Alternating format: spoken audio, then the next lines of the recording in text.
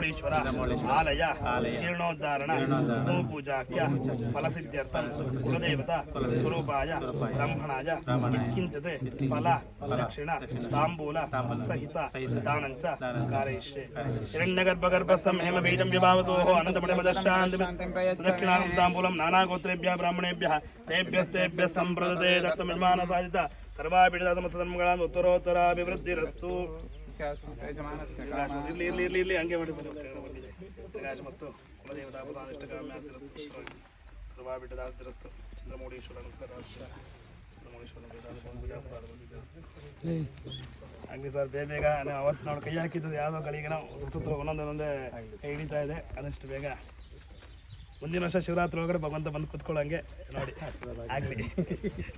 ಅದು ಸರಣ ಅವ್ರಿಗೆ ಬಿಟ್ಟಿದ್ದು, ಎಷ್ಟು ಬೇಗ ಮಾಡ್ತಾರೋ ಅಷ್ಟು ಬೇಗ ನೋಡ. அடுத்த சிவராத்திரிக்குள்ள சுவாமி கொண்டு வந்து வச்சிருங்க. அதுதான் வேறு ஒன்றும் இல்லை.